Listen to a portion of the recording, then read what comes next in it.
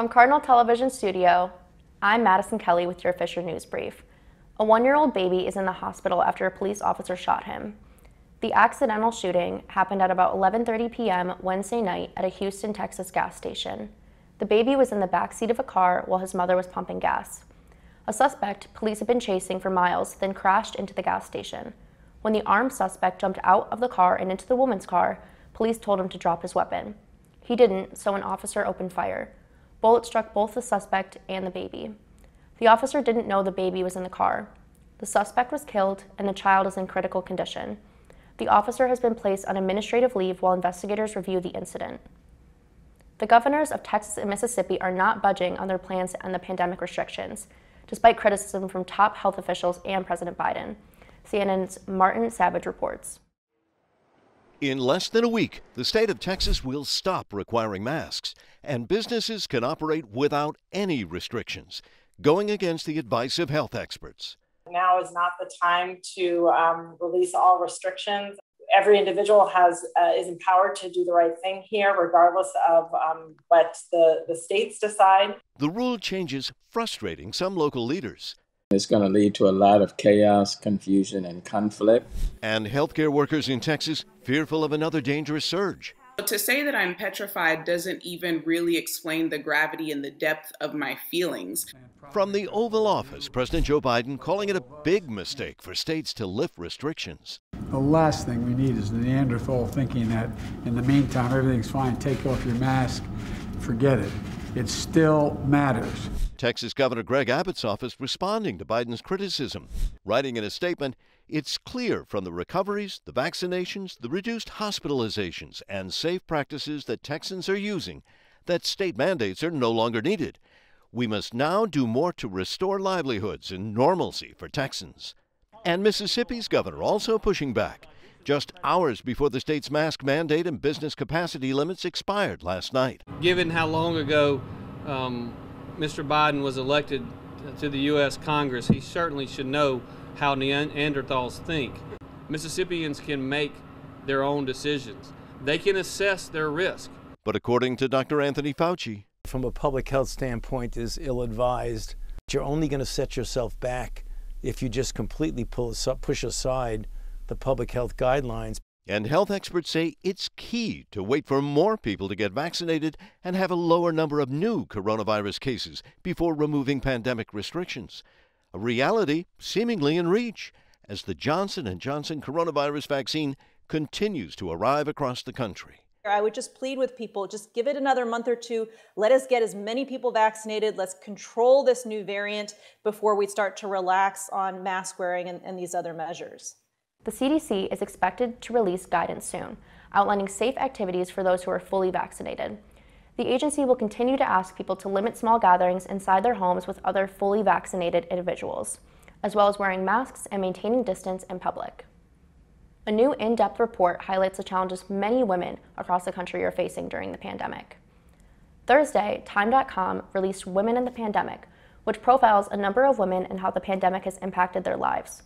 The investigation looked into mothers who were fired from their jobs after asking to work remotely so they could care better for their child. Another piece shows how women are taking on the hunger crisis in local communities.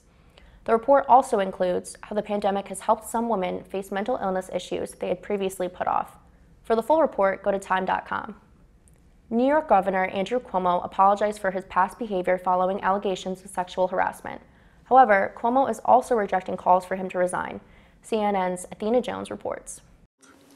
I'm not going to resign. Embattled New York Governor Andrew Cuomo, vowing to remain in office amid allegations of sexual harassment from 2 former aides and an unwanted advance from a 3rd woman. I now understand that I acted in a way that made people feel uncomfortable.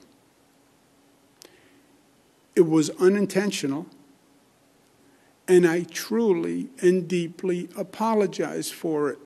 Cuomo speaking publicly for the first time since the accusers came forward. He urged New Yorkers to wait for the state attorney general's investigation to be completed before making a final judgment. I never touched anyone inappropriately. Deborah Katz, an attorney for Charlotte Bennett, who alleges Cuomo asked her inappropriate questions about her sex life when she worked as an aide, said in a statement, "The governor's press conference was full of falsehoods and inaccurate information, and New Yorkers deserve better." Lindsay Boylan, another former aide who accused him of kissing her on the lips after a one-on-one meeting in 2018, said this in a tweet: "How can New Yorkers trust you to lead our state if you don't know when you've been inappropriate with your own staff?" Cuomo also responded to a third allegation made by Anna Ruck, who told the New York Times that Cuomo made an unwanted advance toward her at a wedding reception in 2019, an incident apparently captured in this photo. It is my usual and customary way of greeting. I didn't mean it that way, but if that's how they felt, that's all that matters, and I apologize. Cuomo speaking as the state legislature is moving to strip him of his emergency powers granted at the start of the coronavirus pandemic. While some state legislators are still calling for the governor to resign, the state Senate Majority Leader says the investigation should conclude before a decision is made. He's saying that nothing inappropriate happened. If the investigation shows that something inappropriate did happen, I think he would have to resign. Prince Harry and Meghan Markle aren't holding back in a new interview with Oprah. The Duke and Duchess of Sussex sat down with the talk show legend, and also happens to be a close family friend, to discuss a range of issues. Harry and Meghan were recently stripped of their patronages in the UK, as they are no longer working members of the royal family. CNN's Brianna Killer has more on the upcoming interview. Buckingham Palace can't be happy about this one. Prince Harry going public about how unbelievably tough his split with the royal family has been on him and his wife Meghan, the Duchess of Sussex.